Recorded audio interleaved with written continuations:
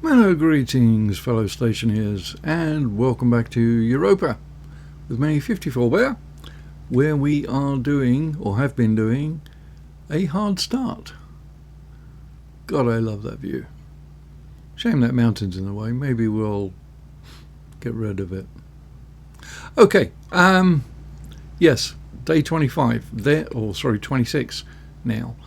There have been a few changes. I have put up a couple of big windmills and said goodbye to Sammy the solar panel. He served us well, but I forgot to service him before the last storm and he went bye-byes. Okay, all of the printers are upgraded to the tier 2 variants. I have printed the big drill, whoopie-doo, and I've also got the tier 2 mining belt and the tier 2 tool belt, which is all to the good. I've put in a ice crusher for the water ice, and I have, where is my tablet? It went walkabout. Okay, I have 30 litres of water in here, so that's all good. Got the bottle filler, so water we are doing good. I also melted a bunch of oxide in the room and sucked it into the the O2 filtration unit, and in its reservoir, that's the double utility thing on the top and a bit of pipe connected to it, I have 20 megapascals. So I haven't upgraded to the smart canisters yet. I'll do that shortly.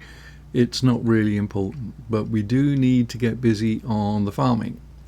So I made a grow light, and that's just wired in.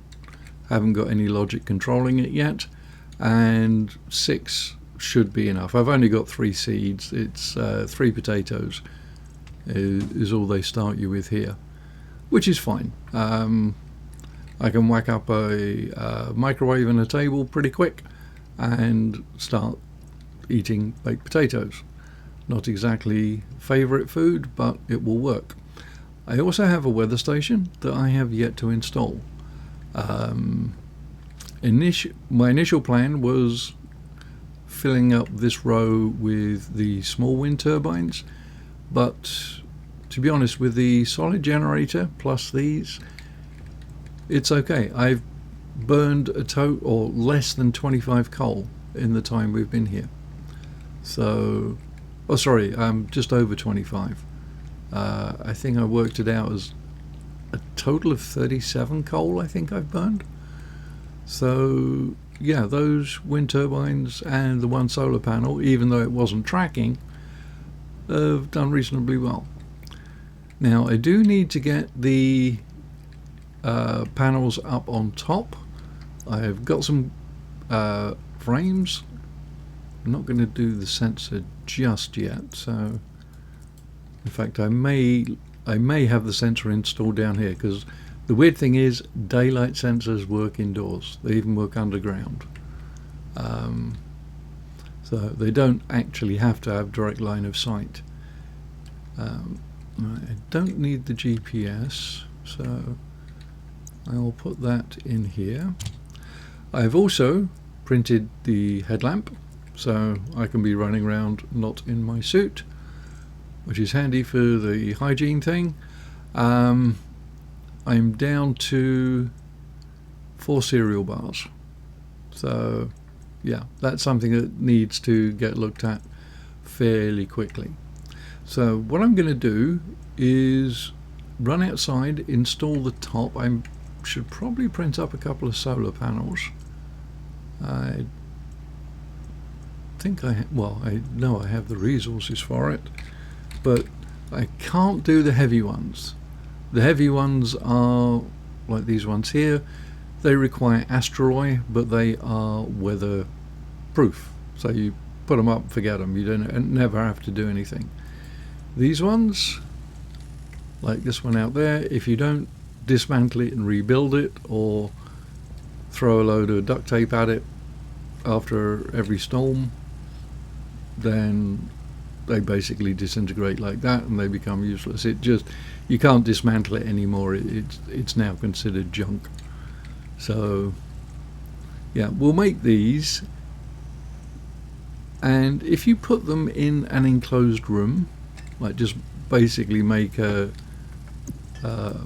bunch of windows, both ends, both sides and the top, and let's seal it all up, it actually works out okay. Okay, needs a bit more gold for another one. Let's see, how many do I want? Well, I'm only going to have 1, 2, 3, 4, 5. So maybe I'll print all 5. So that'll print. Right, needs more copper. Oh, let's see if I got a smaller batch of copper somewhere. 1. Alright, I did them all in 150s. What have I got over here? Alright, that'll do. Right, so that'll print 3. That'll give me a total of 4. That'll do for now. Alright, so I'll get those printing, and in the meantime we shall go outside. Now I have to remember to put my suit on. Right, so I'll put that there. I'll put the helmet in my hand. You'll see why in a minute. Put on the suit. Swap the helmet. Or if I take the headlamp off, now I can't see anything. So that's why it's a good idea. Oh, there we go. Yeah. Yeah, I had to restart the game because I had a slight memory issue. Yes, so outside we go.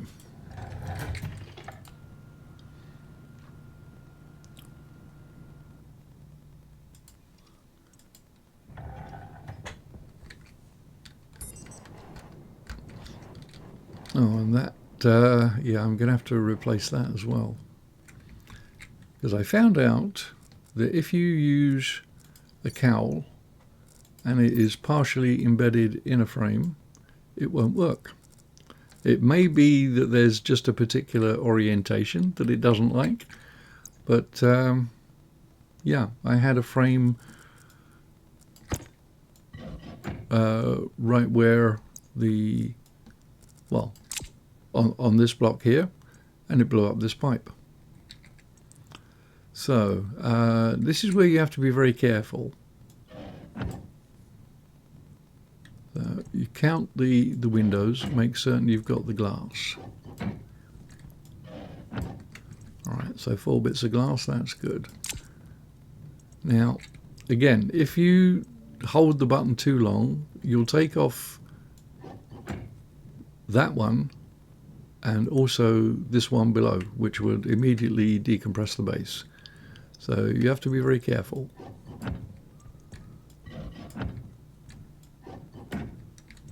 But it can be done. Right. Last deconstruction stage is the angle grinder, and you don't have to worry quite so much. You can't, I can't deconstruct any of these with the angle grinder. Right. So, whoops. And the reason why I'm doing this is I don't want to have bottoms of the solar panels sticking through the roof, because you know I'll probably be running pipes and or cables along that section, and probably lights as well. So yeah, not a good thing to do. At least not at this stage. When you're doing a base right at the beginning, it can be useful because you can access the things, and at one stage you were even able to repair solar panels from inside. I don't know if you can still do that. Right, I'll take this off. Actually, no, I won't. I will take this off, because I still need to go inside. Or actually no, I don't. I can just nick that one over there. Yeah, well, we'll remove this anyway.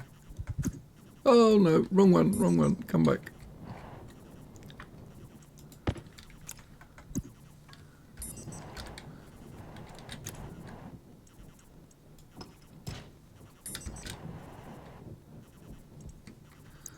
Okay.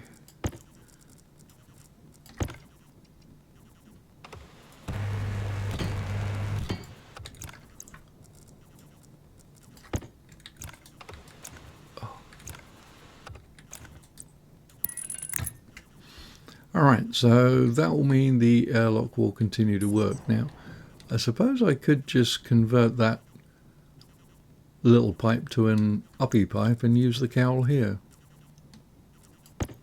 I believe they have the same throughput. I might be wrong. Well, we will see.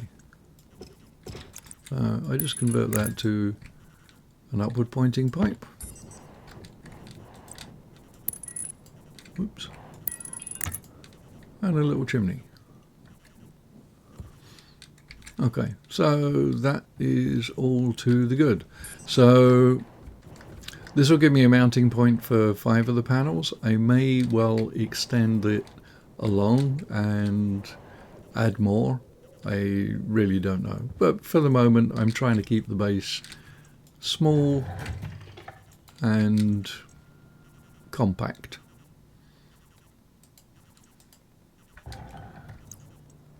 Right, we'll change that. And I guess we're going to need to eat and drink. And do I have any crunchy bars on the go? I thought I had one around here.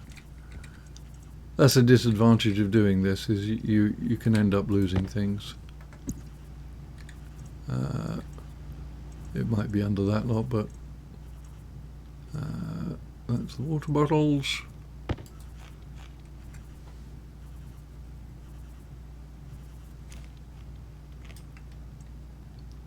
Damn, I ate the whole thing.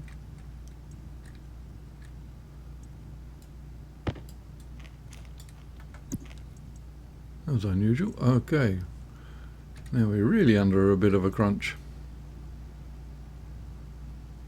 Okay, temperature's 32 in here. Maybe I should stop messing around with the solar and get busy with the hydroponics. Okay, so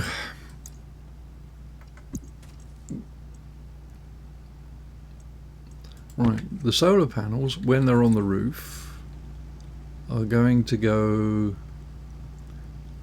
in this orientation, with the data on the left and the power on the right, because the power is on this side and it just makes sense to run it down there. I'd basically run it down here directly into that cable and don't have to worry about it. Then all the logic and stuff will be on the other side.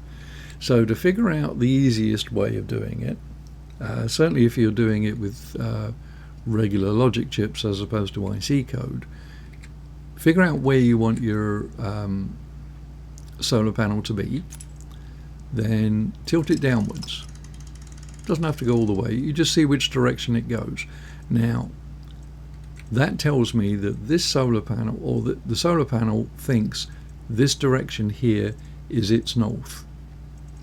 So when I mount the daylight sensor, I want it mounted like this, with the pointy end, I guess, also pointing north. So that means when this is reading a horizontal value of 40, you set this to 40, wrong way, and it'll be angled directly at the sun. You don't have to do any further calculations with it. So, and that needs a drill to deconstruct it. So the solar panel will work in here as well as outside. I could put it outside on the roof, but I could just as easily put it there, which is what I will do. Anyway, don't really want the solar panel indoors.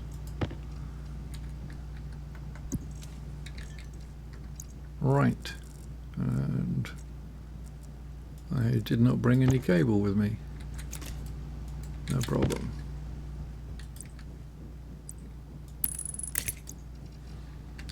Alright, so now in order to control the light, I want to use the solar sensor. It's the easiest thing. You base it off the vertical angle. When it's above or below 100 degrees, I think, you just have it turn the light on and then it automates it. But I don't have any temperature control yet.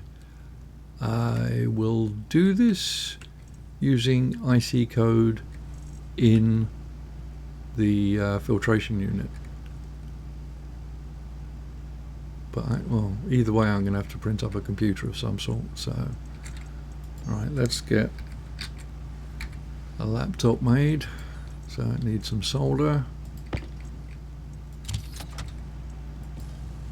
Print one of those. I'm going to want the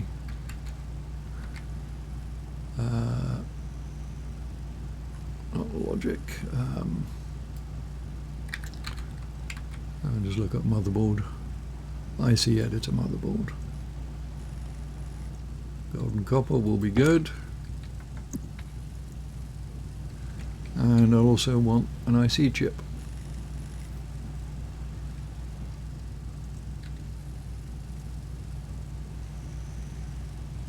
Alright, I've got a couple of other things I'm going to need to print as well, so rather than bore you with watching me operate printers, I'll be back in a few moments.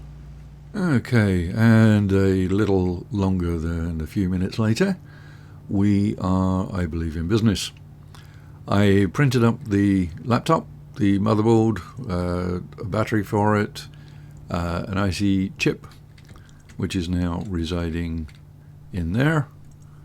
It's running some code that is controlling this active vent, which is connected directly to a passive vent. First time I've ever done that. I didn't even know you could. I thought there needed to be a length of pipe. Anyway, so this is set permanently to intake or inward, so it'll basically be sucking in the cold air. I'm not bothering with radiators or anything. There's really no need to on Europa. You have a ready or unlimited source of cold oxygen. Oxygen is okay as long as it's not too cold. So this will only bring stuff in when the gas sensor here reads the temperature above, I think, 300 Kelvin. And then it I think is aiming to keep it between 27 and 24 or something like that. 300 to 295 Kelvin, whatever that is. This is also monitoring the base pressure. So obviously if the base gets hot and this thing just like sucks in, there is a danger that you could end up with so much gas in here that the pressure will exceed the capacity of the walls and things go boom. So yes, this monitors the pressure as well, and that is also dealt with on this chip. This chip also controls the filtration device. I haven't set anything to deal with ratios of gas. That's a little advanced. I will do that later. But for right now, I mean, I can show you what the code does if you're interested. I'll put the game on pause. Nothing that I haven't done before. I'm using the batch naming method to access things so I don't have to set any pins. I've set the minimum and maximum temperatures for the base. The pressure, this is in kilopascals, so if the pressure gets above 90, it will trigger the filtration to suck in a load of oxygen. And the maximum O2 pressure, I haven't actually used that yet. That's for the amount of oxygen that will be in storage. So 40 megapascals will be fine. It'll be a while before we get there. So Haven't implemented that yet because I don't think it's an issue at the moment.